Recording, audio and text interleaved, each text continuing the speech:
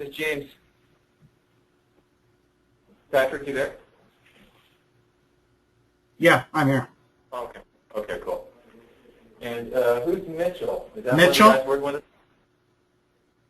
Mitchell? It's not us, yeah, on their own. Is that an intern? Or is that one of the guys from No, don't assume no one else is going to be on from our end, so. Okay, got it. Okay. Actually, Mitch is, I remember now, Mitch is the guy that was referred to by Kyle. That's right. So Mitch is the guy that kind of handles usability. And so, again, just to remind you, although, things will change, but they have if you go to their website. James, okay. Just one, if you could check your scope.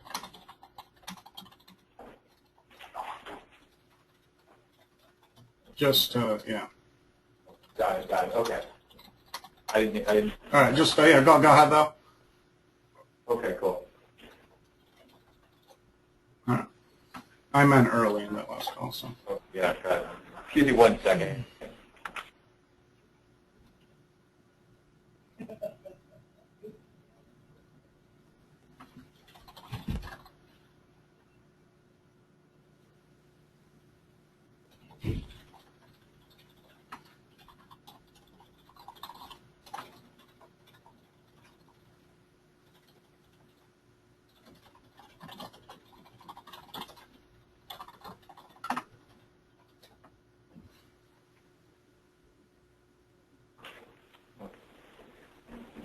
Mitchell, are you online? Mitchell? Okay. I'm sorry, James, did you say there's another more relevant website, or is this the one that's referenced? Shubert? Yeah, Shubert Ticketing is the, so if you go to Shubert Ticketing, they've got a few different ones, but this is probably the one that at least the last, SchubertTicketing.com was the one that they were trying to render more productive. Okay. And I know that last time what he seemed to be the most concerned about was, oh no, actually this is wrong. Okay, so it's the other one. I'm sorry.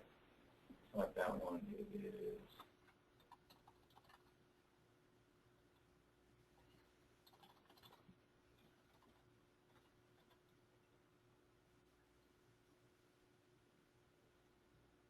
JustBuyTickets.com. I'm sorry, what's the site? There's a couple here. One is JustBuyTickets.com is one of their sites, and the other one, let me see if I can see which one it was we had here.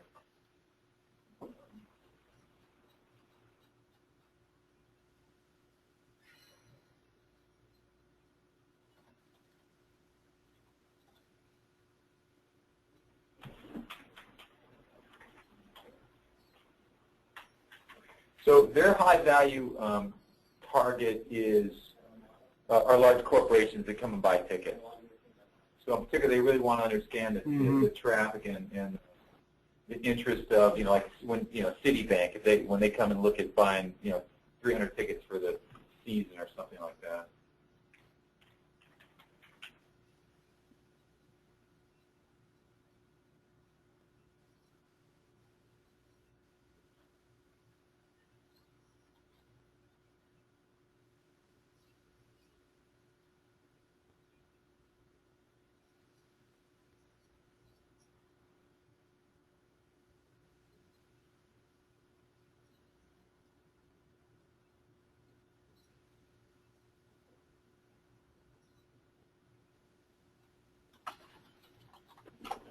Okay, we'll give a couple minutes here.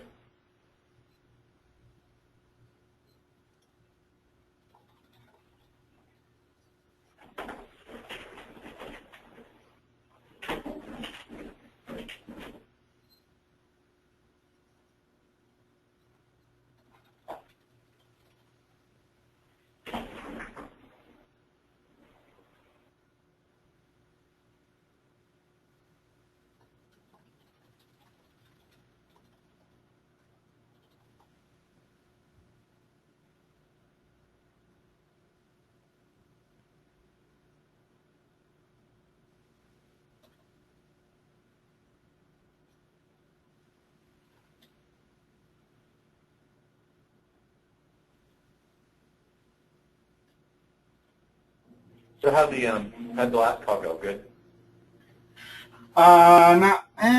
Definitely not good. It was someone who was too raw technically. He was high up, but he was in their information architecture.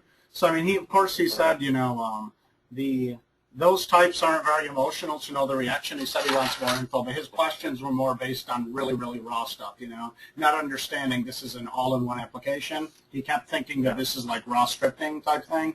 So definitely not great, not hot or anything, but you never know. If he passes it on to the right person, we'll be good. So yeah, their site doesn't work. That's one of the largest. It said they're the largest mutual whatever. They've doubled in, I don't know if they're mutual fund management or what. They're not a direct brand, but they said they've doubled profit last year, multi-billion-dollar. They're a pretty big fish, and their main site wasn't working.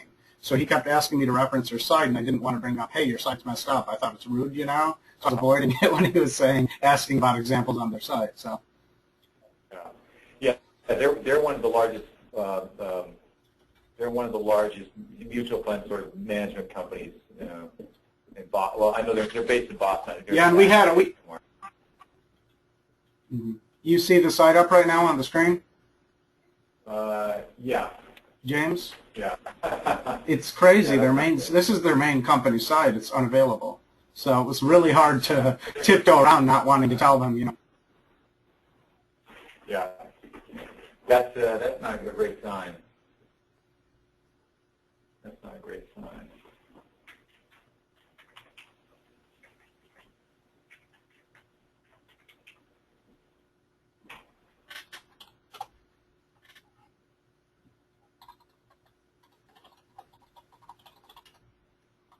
Yeah, a lot of those cases, I think it sounds really rude, especially if it's not some individual responsibility to say, hey, you guys, have step one issues before we talk.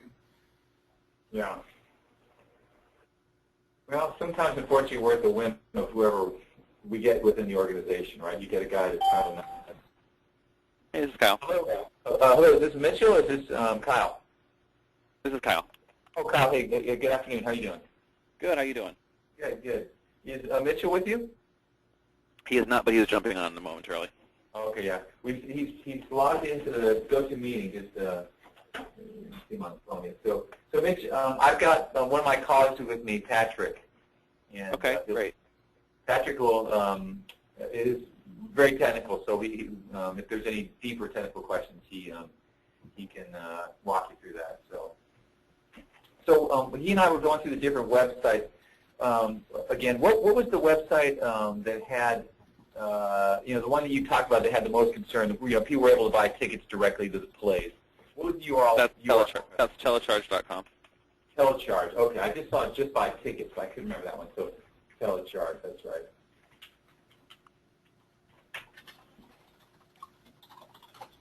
Yeah, Shubert Ticketing is kind of the umbrella company under which several things roll into. That's right, yeah. And I kind of took Patrick through that a little bit. You've got a bunch of different arms, but this was kind of the one that's, this site's the one that you're thinking about in terms of trying to understand a little more about usability and exactly, yeah. With the focus especially on trying to make sure you understand and get the best productivity out of your larger corporate customers, right? The Citibanks, the JP Morgans, folks like that.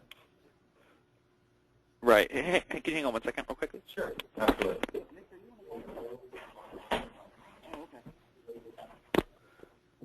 Okay, sorry.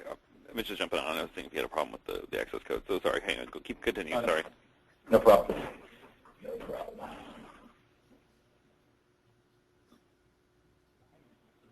So what's the hottest play you got running these days? Depends on what you're looking at. I mean, it depends on how you're kind of defining that. Probably like the hottest selling thing we've got going on is Book of Mormon has always got a really hot ticket just because it's sold out for so many for like a year. But like Manilow is actually pretty big. Like a lot of the celebrity-driven things will sell really, really, really well for the limited engagements, like 6 weeks engagements. Okay, I see a Tom Hanks play. I don't think I remember seeing that last time. Is that a new run? Yeah, Lucky Guy. Yeah, that's a that runs for another 6 weeks or so. It's a limited engagement piece. Wow.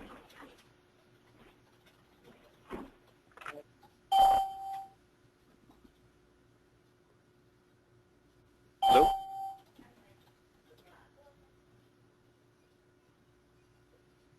We can't hear you, Mitch. Are you? I'm sorry, guys. Hang on a second. No problem. What's it? Did you push anything? All you have to do is hit the code. Okay, so Mitch and Kyle, you're both online? No, Mitch is having problems. He can't, for some reason the access code won't let him, like, log in. On the phone calling? Yeah, the call-in, the phone, for some reason, he can't get in. I can hear him trying over here, but it's not happening. All right. Yep. Give it a second. Your go-to meeting takes a minute. Everyone hates it, but it's what everyone's used to, so we have to conform. So where are you guys based, anyway? We're based in San Diego, in the La Jolla area of San Diego. I don't know. Oh, nice. Yeah, right on the water. Right on the water. And Well, you, that's rough. yeah. And you live in Manhattan, or are you out in Jersey, or out in Long Island? No, I live in Manhattan. I'm up in Midtown. Okay. What part? 55th, Hell's Kitchen, 55th and 9th. Okay. Oh, that's cool. Yeah, I mean, it's easy. I walk to work in 10 minutes, and, it's close to really? the and stuff, and so, yeah. So it's fun. We have a good time there. Yeah, that's right. And your office is that in the theater district, or? Yeah, kind of. We kind of sit right between Madison Square Garden and the theater district, which is a lot of the production offices around. Say that again? That's right. I remember last time you told me you were right near 34th and 7th. That's right. Right. Is that Mitch? Did you make it online? I made it online. Okay, here we go. I'm on. How about that? Can you hear me? Got it. Okay. Well, hey, thanks again for spending a couple minutes with us today. Obviously, I had a chance to chat with Kyle last week, and now obviously we've got Mitch joining us. Mitch and Kyle, I've got my colleague Patrick on here with me also, and Patrick will be kind of doing a little deeper technical dig and maybe taking you through the presentation again. So I thought what we do since, and I was just saying to Kyle that, from the last call, based on our technology, his initial feeling was that, that our application might offer some help into usability. Okay. And in particular, he thought that, at least initially, that the telecharge site was the one that I think was driving the interest in terms of, maybe using our application to try to help, generate more sales and really get a better feel for what customers or how they're behaving, and maybe some ways the application could, help make that site more productive. And in particular, he just had mentioned that the focus of interest on that site was or the high-value folks on the site were potentially corporate customers, people that were obviously buying larger numbers of tickets. So right. that was sort of was driving the conversation. I'm sure obviously more things will emanate from our discussion today, but that's kind of the starting point. So with that being said, I think Patrick's going to take us through just the presentation, briefly, especially for you, Mitch, since you haven't really seen it, and then we can circle back and talk about how this might apply to some of the things you're looking at and figuring out where to go from there. Okay, sounds good. yeah, Mitch, we cut you off earlier. Do you have something to add to that, other than bringing up a different pain point you guys have internally? No, not really. Okay. And if you guys can, just to ask in advance, what are you guys currently using on either web analytics or anything intelligence or usability related? For web analytics right now, we're using Core Metrics. Using Core Metrics. And then, yeah, through IBM, we're also doing T-Leaf, which is kind of a different thing altogether, but we're also utilizing that platform as well. Well, yeah, those two are very relevant in our discussion because that's one of the, we'll get into the dig, but please ask if you need any differentiations on either of those particularly. So. Sure. Okay. So on that note, introductory to our analytics technology, our biggest difference from traditional analytics is, let's say you're on a particular page and you have a lot of inter-page actions in addition to just the transition between each page. Traditional analytics is not storing any on-page action. It's creating a data record basically when I load going from home to shows and events. What we're doing, which also differentiates from T-Leaf, is we're creating a unique record for each individual point of entry within each session that can be looked up, on a macro basis. So if I write, let's give a real detailed example. My name is Bob. I write my name is Bob on your text field on the top right. We would be able to get the typing speed within that form. We'd be able to get the hesitation time between letters. We'd be able to look up, such as if I change my name to Bob to Deb, you would be able to dig into all the past sessions and pull up those pieces of video record with complete control on either a micro or macro basis. So that's the data difference, is we're basically storing everything and giving you an open source to define tags and make business rules on everything that happens on your site. The other end of that coin, of course, is recreating each individual session here. This is just an example, I suppose, from a usability perspective. We do have all of our data records are integrated into a general analytics dashboard. So let's say you are in core metrics. Every single analytic and view you see can be synced to the video, what we call playable. You don't really have to dig around to specific views. You don't need to go to let's look at the session-by-session breakdown. You can click from every individual section and say, I want to play this link. So I'm going to go through this fairly quickly because of what you guys are used to also differentiate what makes us special, I guess. This example here is mobile. So all of us, this is proprietary technology, the fact of how deep we're going here. What you guys are going to be seeing is the actual finger movements on a mobile phone as if it were interacting with your site. And the orange is the initial finger touch point, and the blue is the second. I'm going to let you guys watch that for a second if you understand.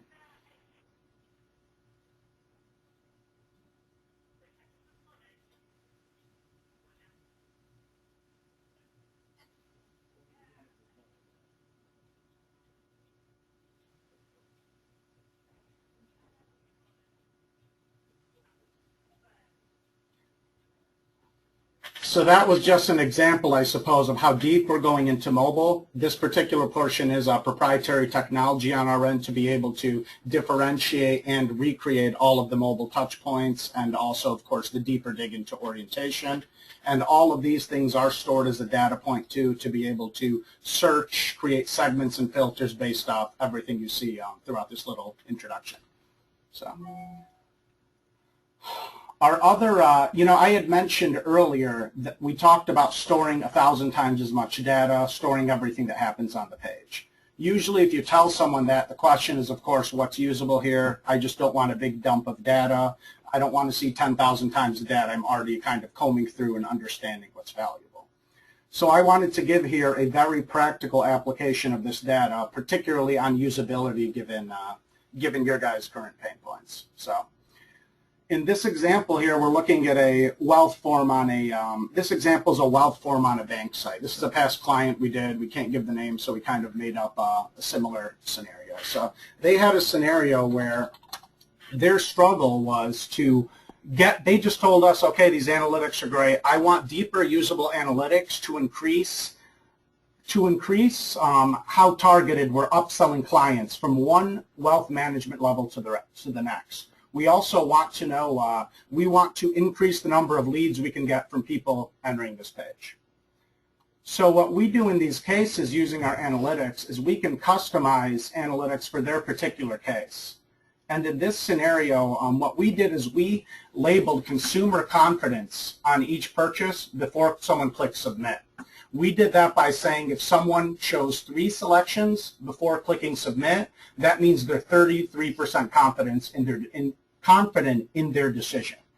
If someone had chose a higher number, then chose a lower number, we identified those as a higher value upsell target, because common sense on that end, if you're ordering from a food menu and you order something that's $20 on the menu, then you change your mind last minute and order something that's $10, there's a good chance that customer has $20 in his pocket.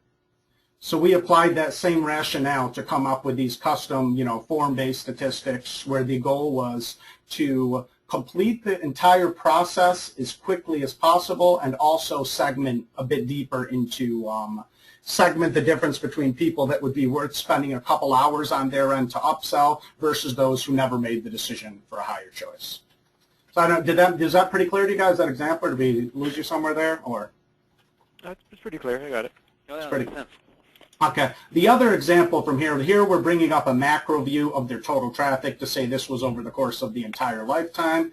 Here's another custom analytic we created for them. We just, real simply, we created the let me go to the fake side. We created a specific view for the record of what happens on each form. It's completely separated from the rest of the analytics because they just wanted to take a real deep dive into this. So the nice part of this, the difference with our technology is if I enter an email on your site and I enter a name, all this information, and I don't click submit, all of the pre-submission data, we are able to store that and label that as abandoned for each individual session.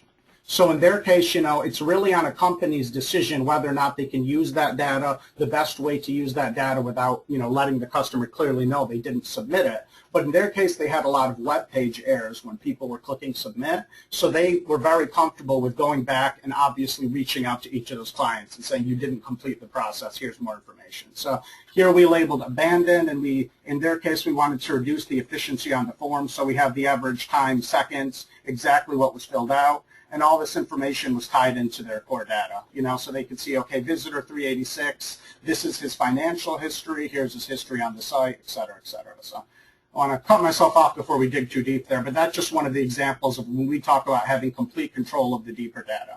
So you guys have any questions there? No. No. Okay. Our other big before we show, obviously we're not going to dig into our entire dashboard. Those things can take quite a while to see all the different capabilities if you're using a core metrics or other advanced tool. So I'm just going to show a couple more differentiator views and a very basic walkthrough of, what you can do on a session basis. So what this is here, another key differentiator from a ClickTail type, is we have the unique ability to look at traffic simultaneously in any predefined segment. And this is on a live basis. So what this means is, let's say on your guys' site, you would be, if you had 5 people currently on your website, you would be watching what all 5 of them are doing. You could create custom labels. In this case, it's in green, as many labels as you want, such as you mentioned, guys have a lot of high-value companies purchasing. If they purchased in the past, you could label this as XY company with a specific color. You could also use those colors to say, I only want to watch live traffic when customer X or Y is on my site. I only want to watch it on this page. So this is complete flexibility to basically monitor usability-wise and engage directly with your live traffic, whether it's 5 visitors or whether it's 55,000. We still, if you can think of a way to use 55,000, let us know so we can reference it. But obviously, practical usage here is on lower numbers or high-value targets. So we have live chat integrated there. We have a couple other usability features. The important thing is, in all those cases, is we have the capability to really play with this data and manipulate it in any way imaginable, as opposed to just, seeing a page where you can see each individual session and you have to kind of dig around a lot to get there. Other relevant detail from here, this is just kind of also demonstrating, we talk about, we correlate everything that happens on our back end is, you click View Details on any of these live customers. This would usually open up in a different screen, but for this example here, now we're digging into that individual customer's entire history from one page view. So what this is if he had multiple pages here, we're creating a unique, we're taking a picture of every site you see just to be able to use better for practical analysis. A lot of times it's more user-friendly than really long domain names, which is how traditional analytics are. You can go back and forth between any pages within a session. Usability-wise, you can open it up to fill up the screen. If this was mobile, you'd see it exactly as mobile. And the big differentiator here is you can go back to all the past sessions for that individual customer seamlessly from the same view. So I can click, hey, what happened this time? Let's view the session details. And that's going to kind of switch that information into the active player. So for practical use there, if you're monitoring someone live or engaging and you want to know who is this, what's he done, I got him on the phone now, you would be able to have a real quick way of understanding this is someone who's been here 40 times. Because we have the data here, this guy made 10 purchases. He's someone who I need to transfer to a higher level manager. He's someone who I need to hang up on the phone because he's not working, whatever you want to do. That's the biggest issue we're trying to push across in all this is capability, and we have the in-house flexibility to manipulate this to your business needs. The last thing I'm going to show on our analytics backend here is just the natural progression, I guess, when we talk about all of our data being integrated.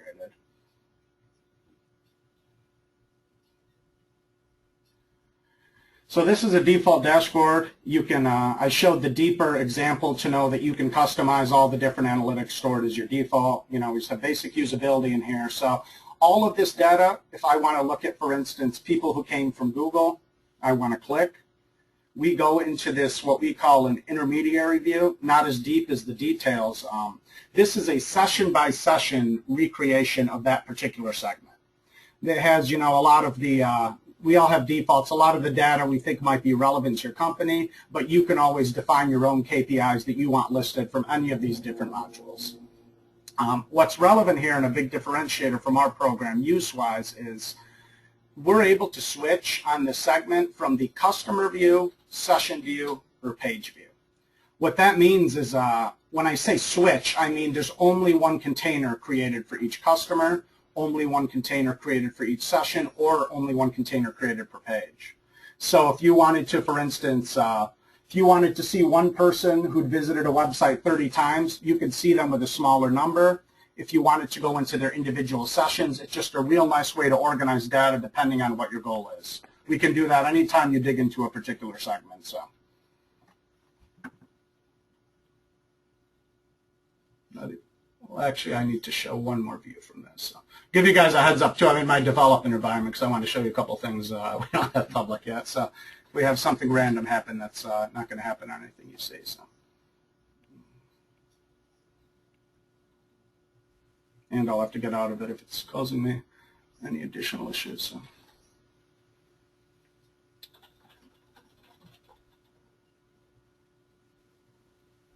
So from this view here, we mentioned we can go customer page session specific. You can click view details directly, and that transitions into that deeper customer view. That transitions into this view for each customer.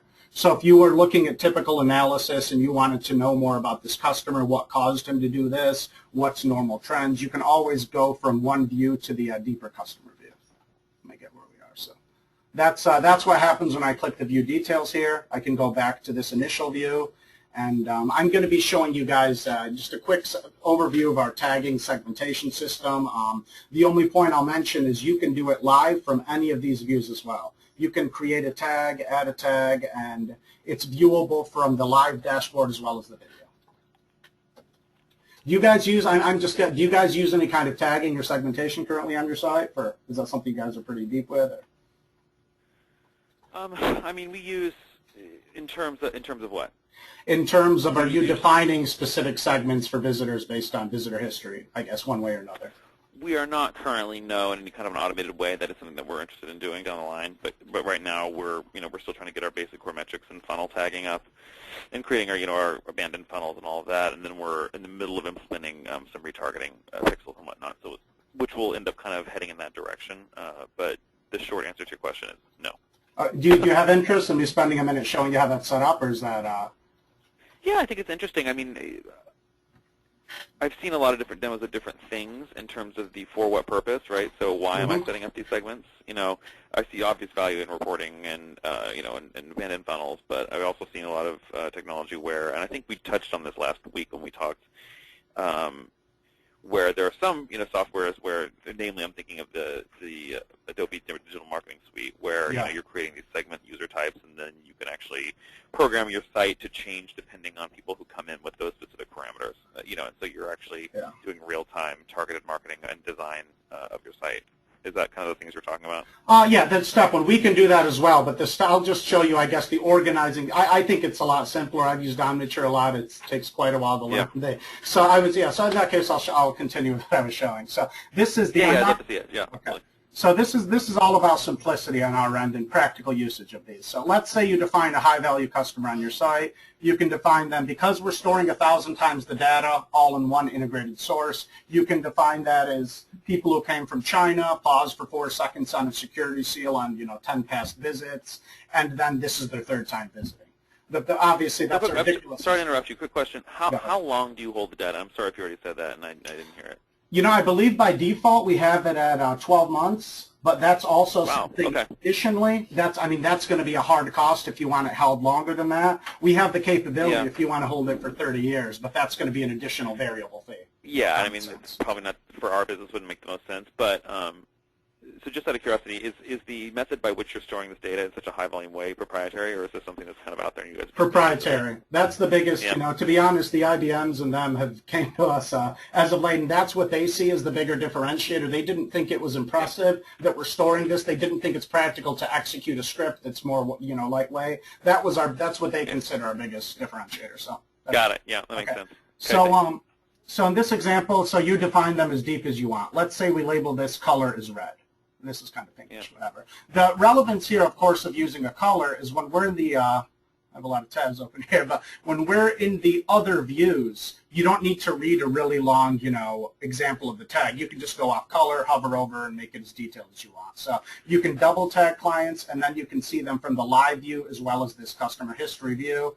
So that's why the nice part of the color system here we thought was, well, I'm all over the place, usable. So I'm not going to yet. So let's say whatever you want to define is your high-value customer. So we have it color-oriented. We also have a default value system integrated.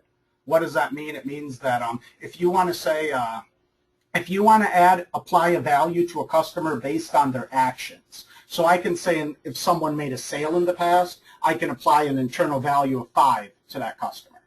I can either never apply it, I can apply it only once, or I can apply it on every occurrence of this event. So what this does is in conjunction with this color, all of our, I'll show you one example to refresh, our views also show the total visitor value. So these aren't great for our demo, but in this case, lifetime value, if you have a high value customer, it's going to auto increment on your end.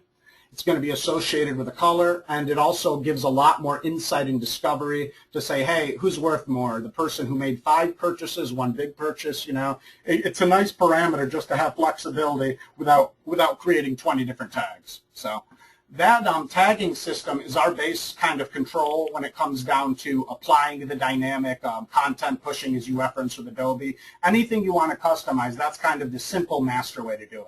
And our non-dev looks a little nicer than that, but the point is it's very simple. It's actionable as soon as you click save.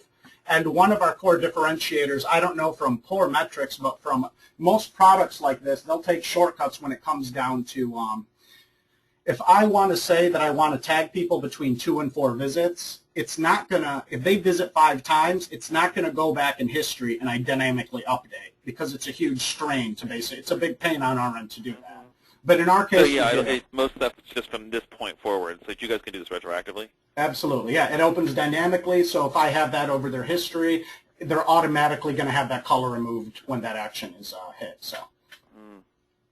Now, do you guys have predictive modeling at all? So after a certain period of time, we'll say we identify certain high-value users, right? And what makes up those high-value users over time in terms of behavior, and then you can, in theory, you could go back and extrapolate. Okay, so this is what this person looks like now.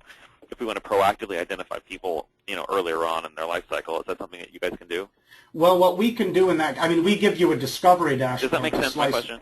I understand completely because it's one of our actual issues where the long story short is we can let you slice and dice and define it automatically how you want. We don't by default make the decisions for you. We don't do that. Sure. You define them. Because some of those dashboards make the decisions for you for the lazy person who doesn't understand analytics to think that's actually possible. Yeah. So it's one of our pain points because Adobe does push it that way. They can just automatically make all the best decisions for you. So I want to make clear we don't do that. So that's all. Yeah. But no, yeah, you can slice, dice, and kind of do it how you want, like you said with Discovery was. So it's going to show a couple basic views here just to show. From this point, our reporting engines, we have quite a few of them. By default, we'll choose, as always, the 5 most relevant to your company. You can play around a lot with the different graphs. You can add specific metrics to be compared side by side. And these metrics are also integrated with the tagging system. So if you want to make up jesters who came from China 4 times as a metric, you'd also be able to use it within the Discovery dashboard. These things also take a while to dig in detail, but as you see, it adds it side by side. You can email within your organization. You can export it in a few different views. You can download this as an image. And we also have the ability we're actually implementing right now. I'm not sure if this is you. You can export any additional video to be playable on its own link. So that's a big usage for our end. So if you want to send it to, for instance, a C-level executive who isn't as tech savvy, to say, hey, our site is not working with mobile, it's killing our experience, and he can say, you know, whatever, data guy, you can kind of show him a couple examples. That's something that's used a lot. So custom query, I'm not going to dig in here, but we do have the programmer-friendly views of all this, so you have a lot more customization on your end. So we have a few of those, but I usually don't show those by default. So all I'm going to show you now is you mentioned conversion funnels. I think that's probably relevant just to show, I guess, what I think our asset is here. So, and you had mentioned you guys are familiar with, like you said, you're setting up conversion funnels focusing on abandonment statistics, all that stuff right now? Yeah, correct. Okay. So without digging and talking about what funnels are, the core differentiator here is on any abandoned visitor, usually, you know, I know someone's abandoning for a reason. That's great. I know this number. Yeah. I'm going to try to improve this. I got to go back to the drawing board to figure out why. Our case, it's all synced to the actual video, so you can see. So I'm just going to show this example because a lot of people, to mention, we do detect on-page errors as well, anything generated from the website. So you can say, hey, your marketing guy says it's the tech guy's fault, tech guy says it's the marketing guy's fault. You can kind of get the answer there, and you can understand how to, the why behind all these decisions without, you know, a lot of playing around needed. So that same concept, do you guys use heat maps? Are you guys using anything on the heat map basis for click movement or mouse, anything along those lines? I don't know, but you mentioned it, but no, not really right now. No. Are you familiar with how click maps work, I suppose, on usability for sites? Yeah. Okay, so once again, not to dig into this analogy, but another important point here is we have, if you have 50 people clicking over on the top left of your site, you know, you're like, okay, something's wrong. I don't know if it's they think an image is a problem. I don't know if it's dynamic response makes it look differently. But the long story short is our heat maps and movement maps are all directly linked to each session as well. So you can hover over any of our heat maps, and that goes directly to the session to give you the answer of why are people clicking over here. So that's just another one of those, you know, assets of having this all in one place. So that's it on my end. You know, that's about as much as we go on this. Other details there is just to push kind of. We don't have 1,000 default modules and all this. We tried to make the premise of this technology to choose your 5 or 6 KPIs and run with them from there, you know. So a lot of cases we are having clients who are supplementing other technology with certain cases, you know, if they're familiar using a different data protocol. So. Yeah, what would you say is your biggest use case? Our biggest clients. Our biggest use, I mean, usability is a general answer, but it's usually in cases like yours, removing, it's all form-based, taking a real deep dig into forms and removing the time it takes to complete processes, I would say. Yeah. No, that makes absolute sense. And then have we gone over, I don't think we have pricing and how this all works out. James, have you guys had that chat? Yeah, I think we touched on it a little bit last time because there are a few scenarios. For the telecharge page, to start with that site, remind me again, the traffic that you were experiencing there was about what a month? Unique visitors, our unique visitors about 450, 500,000 a month. Okay, it's about 500,000 a month. Okay. No, I'll say, yeah. Yeah, I'll say, James, I know from, on that note, ballpark is, we're at around 5K for every 2 million for 2 million visitors monthly page views on a website. That's a ballpark, but we run a load test for 2 days on your site to give us the answer of how much load's needed. So that is variable depending on traffic. So that's 5K per month. What's that? 5K monthly, Yeah, 5K annual. Yeah. A month. That's the ballpark there. So we would run a diagnostic test, give you that exact number depending on your loads. And the other relevant pricing is setup time. With ours, I can tell you, I don't know, I'm not as familiar with core metrics, but we are significantly faster than most of our bigger competitors because we are a newer company. We don't have 6 degrees of separation, you know. So when it comes to anything hourly, we have 10 to 15 hours set up on an average website. And anything that's not out of the box, we have the capability. And just know that I can usually guarantee on a past implementation done with one of the bigger companies that we can be at least 2 to 3 times as fast, you know, for the process. So not as many hoops to jump through. Now, in terms of your client makeup, do you find that you are skewed in any one particular way in kind of like a more traditional consumer-based e-tailer versus like a B2B sale? You know, for the long story short of our consumers, people who have high value, who each of their individual traffic is very high value. So usually by default, you'll have a lot of e-tailers, like you say. That's like, basically that's not a hard pitch on our end. What's a more difficult is when it comes down to cases of people understanding, such as the bank example, for contact forms in particular. So I would say about 50% e-tail as a whole, but, you know, like you guys, I mean, it's pretty no-brainer about how important the usability is of getting people, because it's such an impulse purchase, you know, that extra 2 seconds for the decision and extra not needing to fumble around your phone, so. Yeah, it's tricky for us just to be completely transparent because our margin on a ticket as to telecharge is somewhere around $2.50. Yeah. Yeah, that's all. I mean, all these, and you have competitors. I mean, usually with these kind of sites, if they're going to use someone like you once on their phone and you guys mess up and they go to a competitor and the regular buyers, you know, they're done for. So that's one of the biggest problems. I try to stress on it's tricky for us because we actually don't own the product that we are selling. We are, you know, we're a service essentially, and so we're representing whatever it is, 44 different businesses being shows who actually own they own the inventory, they own the show itself, and we're just facilitating a transaction and getting a ticketing fee off of it. How often do you guys run into errors based on I assume, are you guys synced to do you guys have like a source that you're synced to of the client for the sales transaction, or is that all internal and you just kind of show their details? Repeat your question again. Sorry, I didn't follow you. My question is, if I have xyz.com and let's say I have Tom Hanks as are you going to load xyz.com at any portion during your site, or is all of it dependent on you guys? Are you going to load? We host all of it, and we actually host the inventory. We have the inventory system itself.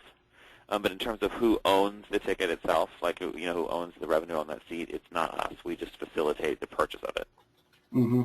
Does that make sense? No, it makes perfect sense. I just wanted to know because I know a few intermediary vendors who run into issues with sites being down, you know, and people blaming them for it if they're redirecting and just having kind of a affiliate payout based on, you know. So you guys are a lot more yeah, I mean, at the end of the day, we are the source. So there is no, for when it comes to selling a Mamma Mia ticket, for example, there's really no such thing as a competitor for us because we are the holder of the inventory. So you can buy a Mamma Mia ticket on 40 different sites. That ticket ultimately is coming from telecharge.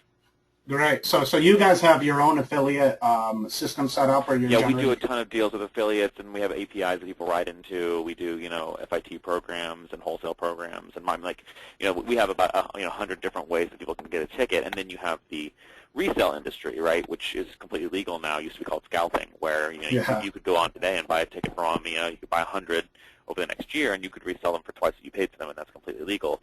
But at the end of the day, we already made the money on that ticket, right? So obviously, yeah. That said, there's a whole I could talk for hours about this. There's a whole kind of school of thought around what pricing of tickets and variable pricing and this kind of thing, real-time inventory. But at the end of the day, we don't really have.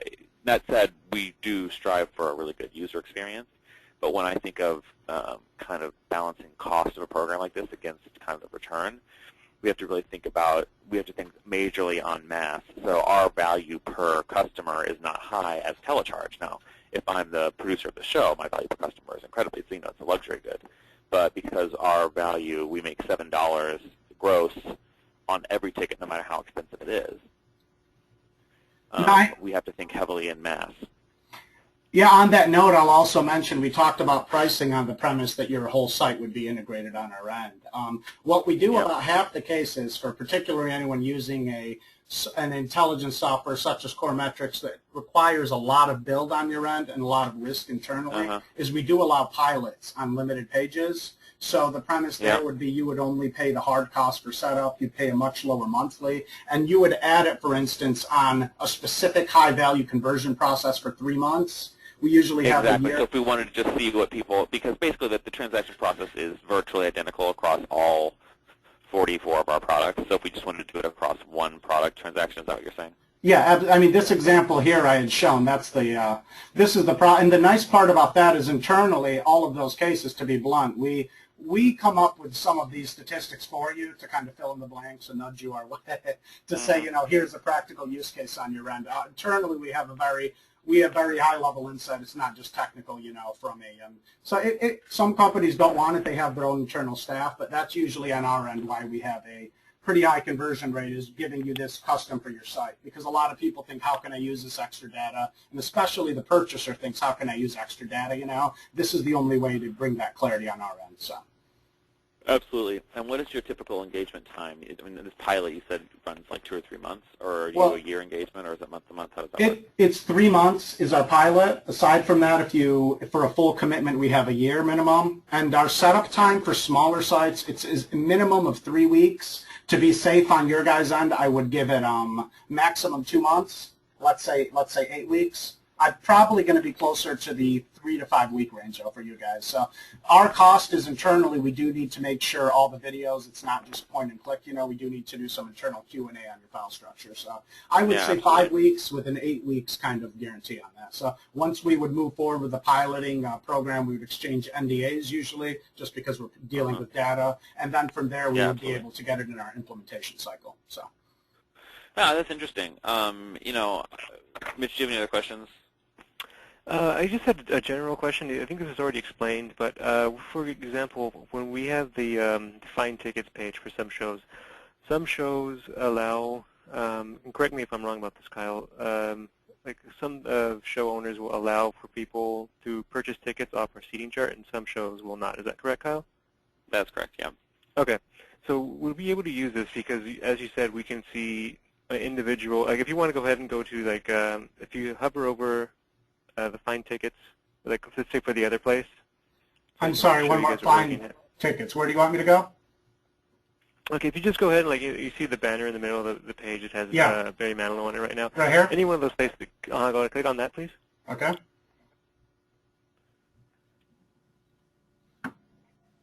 Okay.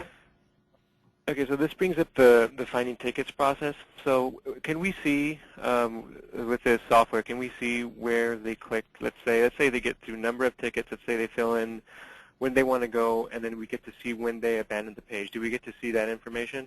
So we can compare it to people who have, say, gone further in the process and then abandoned the page.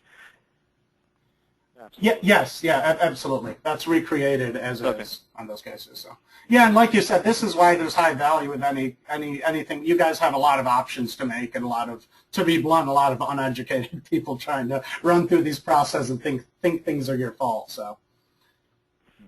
Okay. Yeah, the whole thing with conversion funnels, right, is understanding each step of the process, right? They get to the site, they see a show, they click on the show, they click on the tickets. You know, so doing the analysis of where's the point where they abandon it, you know, is huge in understanding how to, again, get your site to be more productive. Right. Can you scroll down the page, please? Sure. Okay. I see step 4. It has how many seating options would you like at this time? We recommend seats for you, and then pick from the seating chart. Kyle, certain shows, like I said, will not have the option pick from the seating chart, correct? Correct. Okay, so we could see then with the software that we can maybe set up, we collect users from one specific event, or we collect users from 2 specific events. One event which has taking from the seating chart as an option, and another event which doesn't. We can compare those analytics as to maybe who continued more with the process, who converted, as to who didn't. Yeah, everything. We're not using a template. I'll tell you one thing. I'm not completely sure on ClickTail's end, but we have a couple of competitors who use templates of a site. They'll basically look at your source code once and then just kind of output what happens. We're recreating based on all the data stored, so it's going to accurately represent and differentiate so you can segment it, you know, anytime a different piece of data loads. So. Okay. I'll mention one more detail here. This is stuff I'm not supposed to mention, but we are actually, this is a customized instance, but one of our biggest objectives is proving when it comes to CAPTCHA codes, you know, you have a CAPTCHA code to avoid automated traffic, which in most cases is happening in 0.1 seconds. It's people creating robots that do nothing more than enter traffic and submit it, right? I don't know how familiar you guys are with that world. Yeah. So what we're actually, one of our goals in the next, one of our things we're working on to launch in the next 6 months is removing the need for CAPTCHA codes by qualifying robot traffic by movement patterns. So we're currently working on a couple of test modules for, to say someone isn't a robot traffic if they move for 2 seconds, a natural occurrence on your site, because all of the exploiters are just kind of creating programs that do one step, So obviously CAPTCHA code is one of the biggest conversion killers. So that's something that I would make a note on my chart for you guys if we work with you, that we would have that discussion later on. That's one of our big objectives. Absolutely, because that's the biggest pain in my ass personally. Yeah. I hate so. Yeah, I mean, we've gotten massive, we'll just call them discussions with our technology security guys who, we have very different opinions on this. But yes, you are absolutely right. That is a very big pain point, I think, probably for every single one of your clients. Yeah, who has CAPTCHA? Mm-hmm. Yeah. Yeah, and on that note, especially, quite frankly, when you sell a time-sensitive product and you can't get in several times, it becomes an issue. Yeah. The biggest issue is, really it's usually different. Analytics, and you talk about your guys who are usually associated with firewall. The default settings are usually don't let someone from this IP address do this more than once every 5 or 10 seconds. That's usually the extent of it, because usually these worlds aren't connected. So because we did all this in house, we can get a lot deeper when it comes down to troubleshooting scenarios like this as well. So yeah, absolutely. I think it's interesting, and that's for our case. Of course, on your guys' end, we want to prove this in hopefully over the next 6 months to a year, have a few clear studies where we would, that's what we're doing right now, engaging with a couple of clients to be guinea pigs on both ends and then implement it. So that's awesome. Okay, cool. So I guess just to circle back at the end, I know that you obviously, I think we were hearing you when you said, cost is an issue. If we did some kind of pilot program and gave you a certain number of pages that you could collect data from, got it more in the price zone that you were talking about, would that be attractive to you? Yeah, I think so. It's totally worth looking into. And Mitch, jump in too if I'm saying anything. No, I agree. It's worth looking into, definitely. It's totally worth looking into. What I would love to see is just give me a couple different options. So just give me the, if you can send over your normal agreement with like the full price option, what that looks like, and then kind of what we were discussing around this pilot, and what kind of flexibility you have between the two things. I think we might be able to find something that could be interesting. Just to be completely transparent, though, this is not something that's currently really on our radar that much at the moment, and so it's it's something we kind of have to run up the flagpole a little bit and talk to different people. So it could be a relatively slow sales process, but I do think it's something that's worth looking into. Absolutely. Okay. So when you say slow process, I mean kind of a rough time frame. If you ran up the flagpole and somebody said yes, and you were really funding, are we talking about in a few months, or a month, or a quarter, or mid-year, or year-end? What would be? I mean, it's a really difficult thing to answer for you. A quarter would be a good ballpark. Okay. Okay. Could be sooner. I mean, this is something that's totally, well, to be perfectly upfront, guys, like this site that you're looking at right now, we launched to 100% traffic like a month ago. The site that we had for the prior 10 years had no analytics on it. Okay.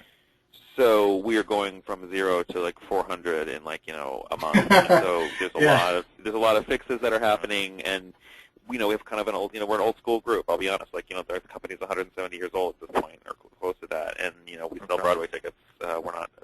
We are kind of a tech company by definition because of what we do and how we do it now. But there's a lot of education of we'll just say a more advanced in-year executive team that doesn't necessarily value in all of these things right away. So we kind of have multiple discussions to have on multiple fronts to justify an expense like this. It doesn't have like a very easily quantifiable ROI, if that makes sense. Okay. Yeah. So when I say slow, I mean it could definitely happen, and it's something that Mitch and I and Jennifer Tenbaum, who runs the division that we all both work in, see the value in this 100%, and it's something that we definitely need to be looking into. It's just the path forward is unclear to me because it's kind of uncharted for us. But that's why I'm giving you kind of a managed expectation there. No, I appreciate that. So we'll provide you with some pricing, and we'll give you some options. And as far as, I guess, moving forward, so I know, look, these are always sort of turbulent waters when you're going upstream looking for funding, right? You're looking for allies, and you're looking, and also, you're obviously at the whim of CFO who may want to do this quarter and that next quarter. So I guess, two things. One, sort of an offer, I guess, and maybe a pledge, which is that, if you need any help, with any presentations for anybody upstream, we're obviously available for that. And secondly, I'll circle back with you, what maybe in a week or two, or what would be appropriate to get some feedback on pricing and maybe how it's gone so far internally. Well, I'm going to send the pilot, sooner than, the two options as you mentioned. The pilot is, like you said, that's going to be the practical step for anyone who needs to prove it, who it's not on the top of their needs list, who's not shopping. So. Yeah. No, agreed. Okay. Yeah, so I'd love to take a look at that, and then let's definitely touch base in maybe a week or so and see kind of where we are, and then we'll have a little bit of a sense of what it's looking like there. Got it. Okay. All right, so again, we'll give you some pricing, and I'll follow up with you in a week. Great. Okay. All right. Hey, thank you so much, and Kyle, thanks so much for your time. Thank you guys. We'll circle back with you in a week. If you need anything in the interim, feel free to call or fire us off an email, and we'll get back to you. Okay, great. All right, Thank you thanks. so much. Sure. Thank you. Bye. Bye-bye. Bye-bye.